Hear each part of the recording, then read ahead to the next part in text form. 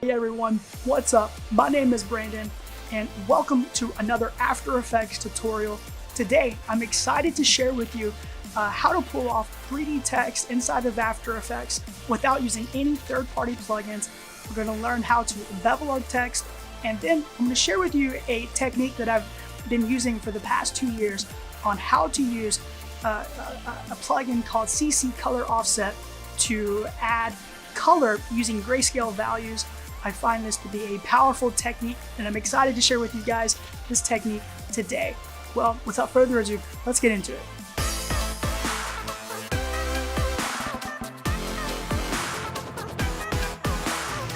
Alright, well, here we are inside of After Effects. First things first, let's go ahead and create a new composition. The way we're going to do that is we're going to come over to our project panel, and we're going to click on our create a new composition button right here at the bottom. Next, we're going to give this a name, text, and we're going to leave it at 1920 by 1080. 24 frames per second is fine, and let's go ahead and click OK. Next, let's grab our type tool, and we're going to click once in our composition, and I'm going to put out the word extrude and center this up a little bit. Scale it up a little bit, that's fine. And I'm going to make our layer here 3D. Now, when I do that, I'm going to twirl down our text layer, and when we make it 3D, it actually gives us the option to see the geometry options. So if I undo the 3D checkbox here, you see that the geometry options actually disappears.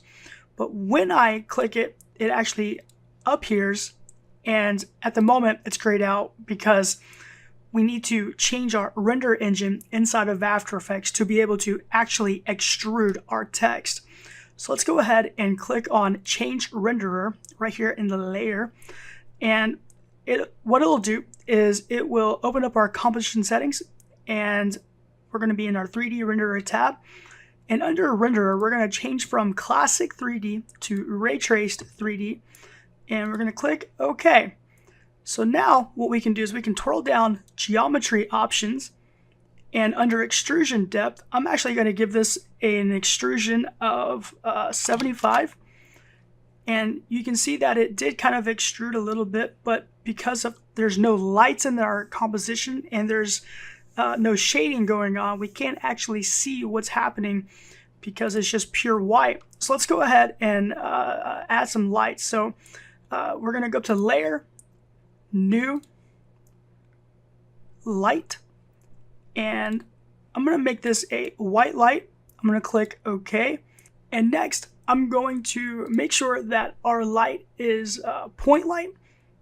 Intensity is at 100. And our radius, let's just round this out to 400. And fall off inverse squared clamped is great.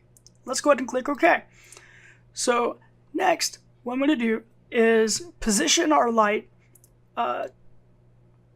to the left so that there's a nice gradient fall off from light to darkness. And I'm going to grab our Z-axis here and push it towards our text just a little bit, so that way there's enough contrast of light to darkness. And next, I'm actually going to duplicate our light. So I'm going to go to, I'm going to click on our point light layer. I'm going to go to Layer or Edit, Duplicate.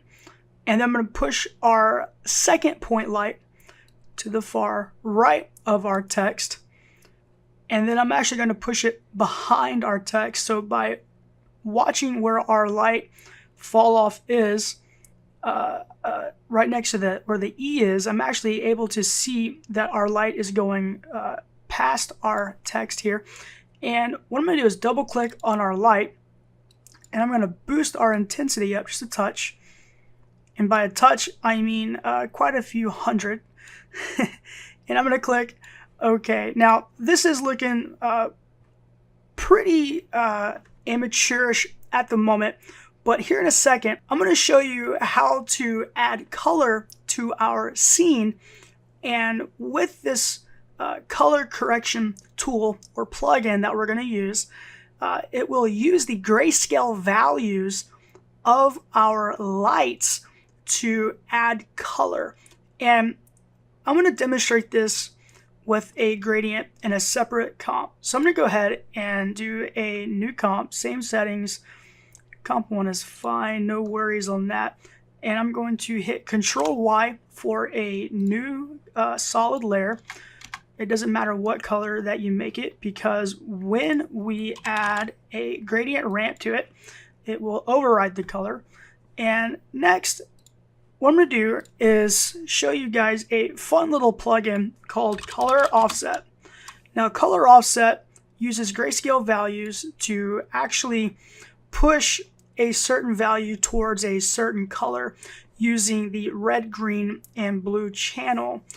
And it gives us a few options on how this works. I usually just end up using Stylize. It's fine for the needs that I need it for. And let me try to demonstrate this a little bit. So if I start to twirl the red phase around this dial, you can kind of see that it's using the shadows, and it's pushing the shadows more towards a red hue. And then if I use the green phase, and let's maybe go the opposite way, it's actually bringing in some nice colorization. So you can kind of see that the whites now are becoming sky blue, the mids are becoming more pinkish, and I don't know what the heck the shadows are doing. I mean, that's just god awful. So let's try to fix this a little bit. So here we are. We can kind of see when we use the blue phase, it's kind of purpling it out. I don't know if that's actually a correct way of saying that, but it's adding in a little bit of purple, and now you can kind of see that our highlights have gone to trash as well. So I'm going to play around with these colors to kind of mimic some really cool colorization with our text. So let's go ahead and delete all of this. I'm going to go back to our project panel. I'm actually just going to go ahead and delete this entire comp for that. And I'm going to go back to our text layer comp, and I'm going to add an adjustment layer. And I'm going to add our color offset to this adjustment layer. And like I did in the demonstration, I'm going to go ahead and kind of dial in some of these really cool text colorizations here. So as you can see, the red phase really does a good job with adding color to our shadows. And next, I'm going to grab our blue phase. I'm going to go the opposite directions. So this is actually using really good gradations for our text that we're using. So as you can see, we're adding really cool, really good colors to our extruded text. And this is kind of acting as maybe a texture or a color channel that you would have inside of an actual 3D piece of software such as Cinema 4D, or maybe you're using Element 3D inside of After Effects. But this kind of gives us really cool colorization right here in After Effects. So now comes the fun part. What we're going to do is we're going to start to animate our text. So the way we're going to do that is we are going to twirl down our text layer, and I'm going to come over to the Animate tab here and click on this little arrow. And first things first, I'm going to enable per character 3D. That means it gives each individual letter its own anchor point, that when I add a rotation property to it, it rotates on its own axis instead of the entire word rotating together as a group. It actually just rotates individually. Next, I'm going to click on this Animate tab again. I'm going to add the rotation text property. And this opens up an animator group. And I'm actually going to click on that. And I'm going to click enter and change the name to rotation, because it is very good to set yourself up for success by organizing as much as you can. And when we start to add, tons of these different animator text properties, it can get lost very quickly. So now what I'm going to do is, because we had enabled per character 3D, it's given us these individual options for all three X, Y, and Z axes. And I'm going to go to the Y rotation axis, and I'm going to twirl it down a little bit, or dial it in to about 14 degrees. And then I'm going to go to the X rotation. I'm going to go the opposite direction. And next, what I'm going to do is go back to our Animate tab, click on our arrow, and now I'm going to do a position. And of course, like last time, I'm going to grab the animator name here, hit enter, and I'm going to type in position. And I'm having a tough time typing today. Position, enter to confirm. And next, what I want to do is just put this up a little bit and twirl down our range selector, twirl down our advanced, and then I'm going to go back up to position, click on add, and we're not doing animate, but on our position layer here, we're going to click on the arrow for our position property. I'm going to go down to selector. I'm going to choose wiggly. Now what wiggly does is it adds different wiggle animations to each individual letter by itself. So if we go ahead and click play on this, I'm just clicking the space bar.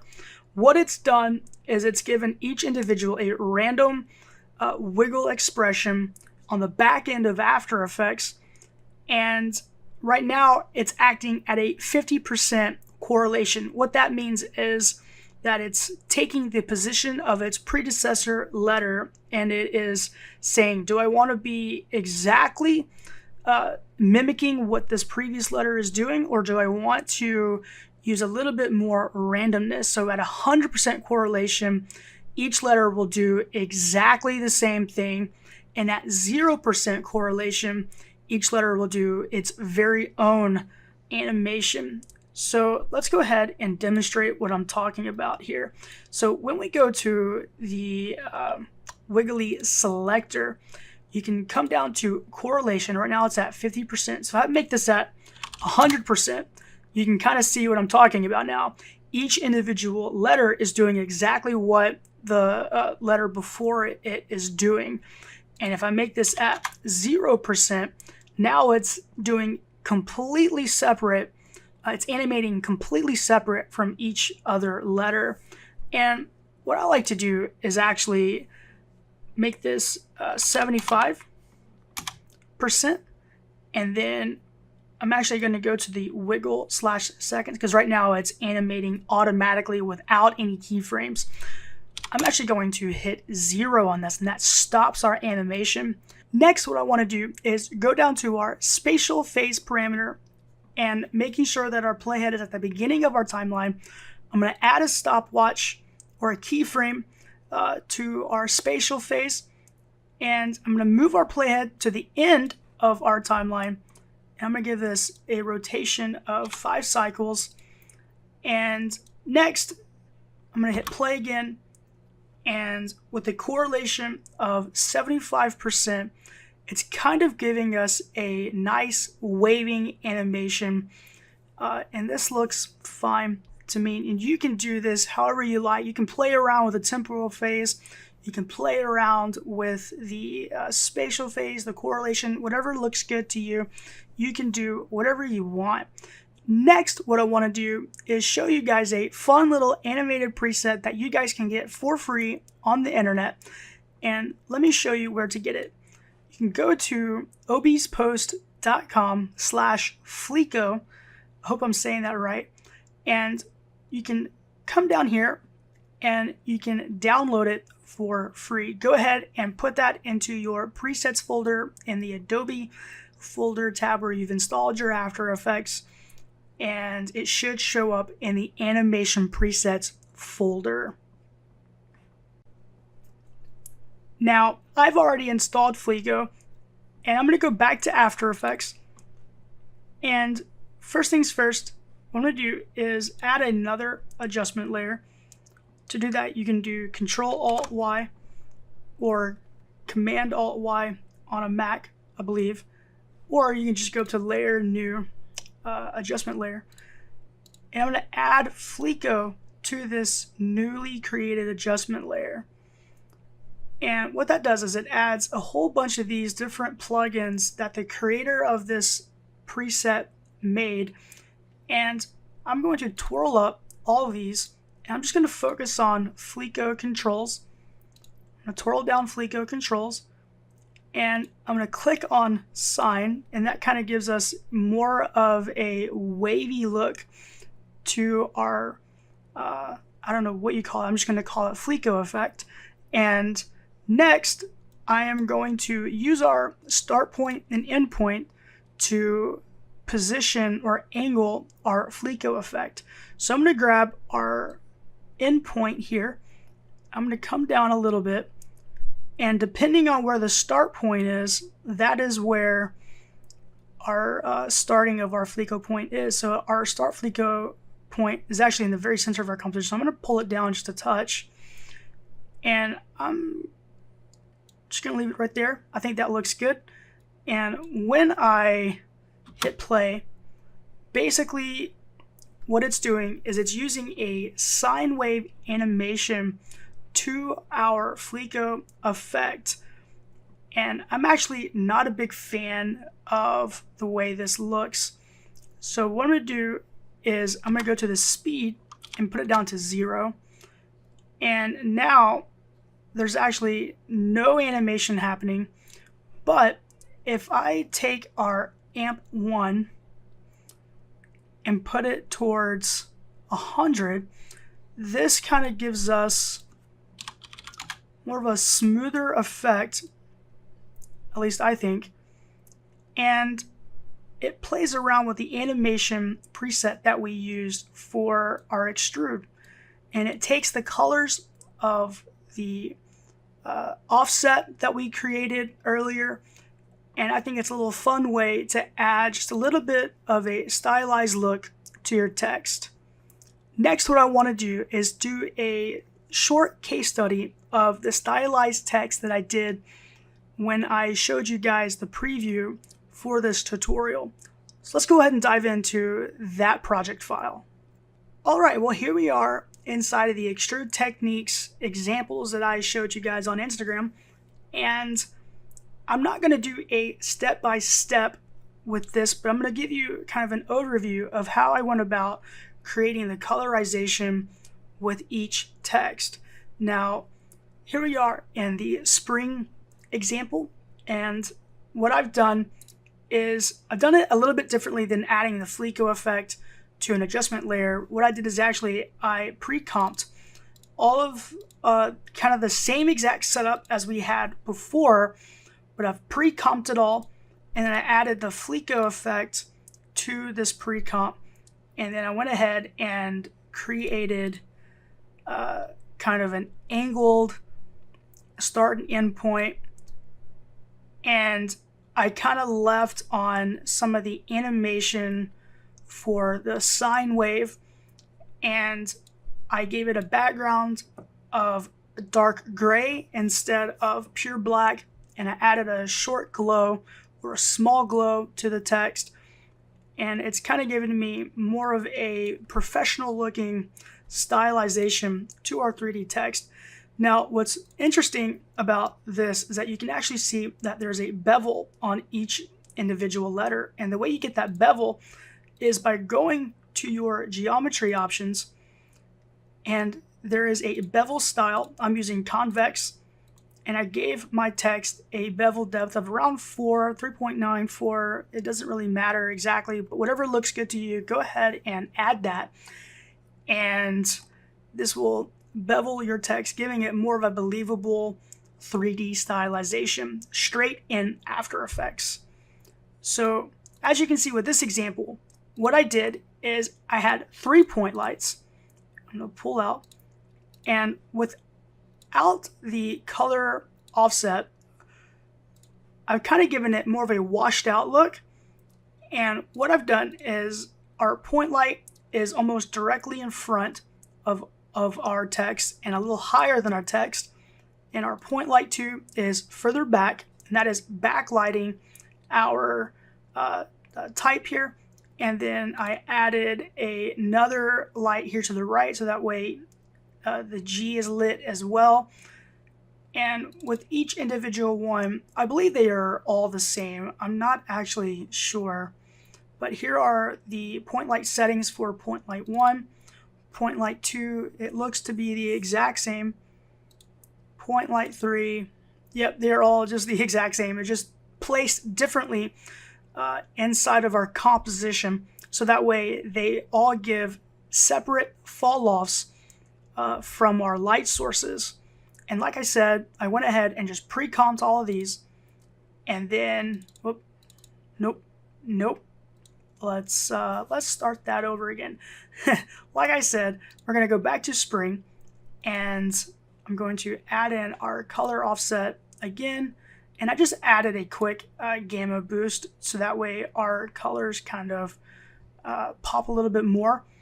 And then I'm going to go back to our spring final comp, and basically, yeah, so the reason why I pre-comped everything is so that way I can actually add a background to our text. So now let's go ahead and move over to our winter example.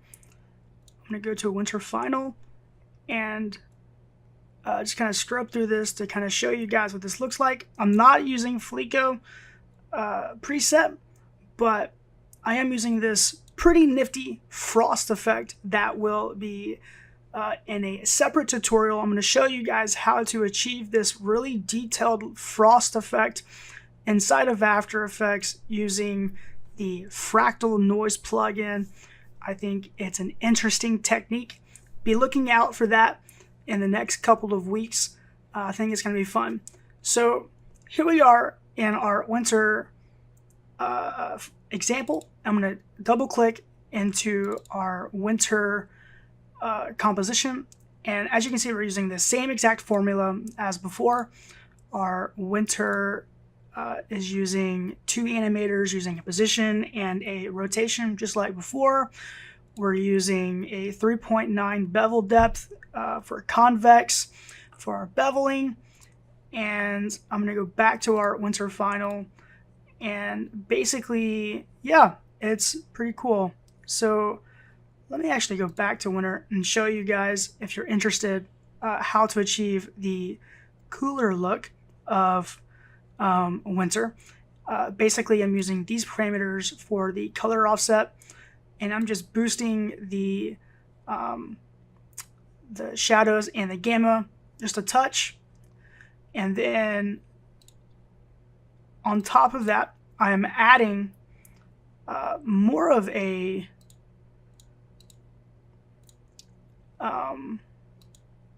cooler look here for our curves. I'm gonna go back, right, because on a black background this actually looks more white. I don't know if it looks like that on your guys' end, but on my end with the black background it looks more of whiteness, but when you add it to a blue background it actually is more of a yellow tint and a pink tint. So what I did is I added a curves effect and just kind of adjusted it to where I was happy with more of a cooler look than more of a warmer tone summery look. So that brings us to our next example, and we're going to go over to the summer example. And with this, I'm only using 2 light sources like our like at the beginning of our tutorial. So let's double click on our summer preset, and we're using the exact same formula. Here is what the parameters are under the color offset effect. What I did is used the point light here in the middle to give it a middle fall off. Did another backlight that is actually in the back of our text. And then, so next I'm going to go back to our summer final example, and I added the Flaky effect to our actual summer. I don't know why I have an adjustment layer. Doesn't make any sense. So let's go ahead and see what this looks like. So I'm going to hide those other two layers here. And on our summer effect, we have the Fleco added, twirl down. And what I did is positioned our Fleco controls kind of here at the very far end of our text. And so what this does is it kind of adds a Fleco effect to each individual one. And so I liked it here at the very end. I'm going to undo that. And then I added the endpoint here at the very end on the left side. And because the Fleco effect went in front of our text, what I did is I just duplicated our summer layer and put it on top.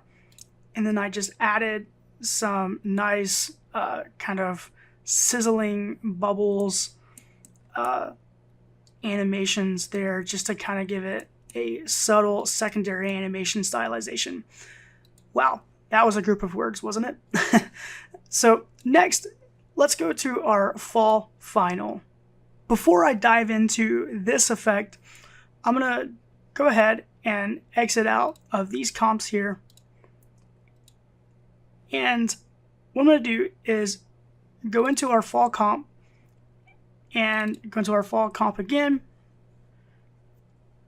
And as you can see, we're still using our same exact formula.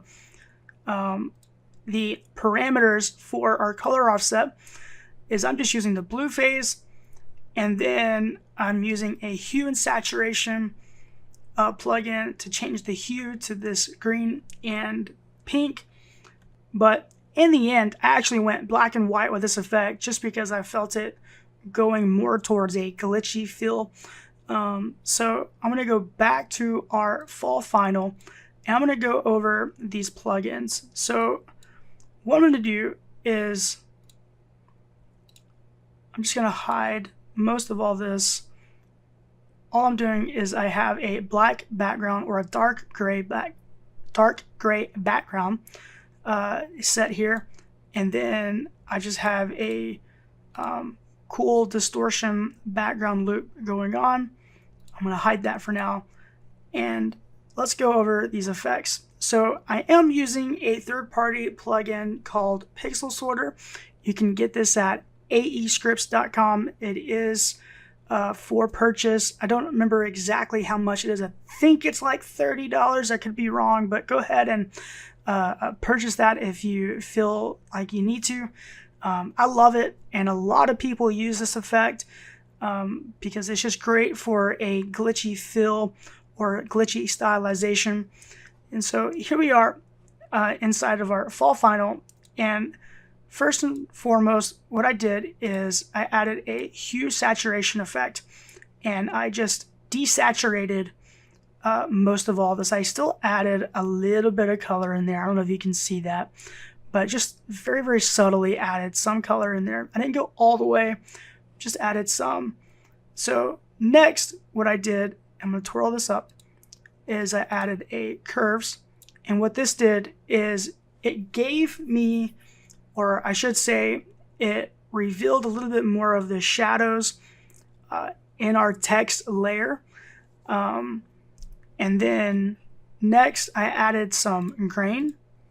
Twirl that down, twirl this up. It's actually a very subtle grain, but what this does is it gives us some cool textures that our Pixel Sorter plugin can use to distort each individual texture.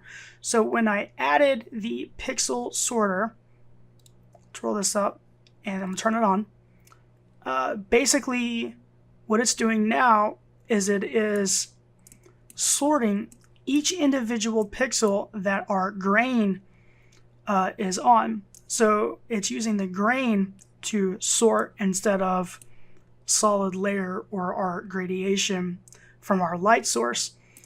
And what I love about this is that you can choose to do shadows or highlights. I just went ahead and used shadows, and I did a row. I put it on max and using a threshold of about 150. Now this looked a little too clean for my taste, and I used this pretty cool plugin called CC Ball Action. So let's go ahead and turn that on, and what that does is it kind of gives me a really cool square or ball pixelated stylization to it, and it adds each individual pixel as the ball, right? And so what that does is it gives me some cool randomization, like each individual pixel is glitching out from the letter. And next I added a tint. In fact, I actually didn't like the colorization that was given me, so I went with more of a tint look, and then I just inverted it. I think, yep, I just inverted it, and then I added a PS arbitrary map to this effect, which kind of stylizes our text a little bit more. And you can see I just phase it out to about -123. And then, yeah, basically that's how I came up with the fall look. And then I went ahead and added a TV distortion loop in the background. And basically, yeah, so I think that's it. Thank you everyone for checking out this After Effects tutorial. Please like this video and subscribe if you like what you've seen. You can also follow us at Boldly Creative on Instagram.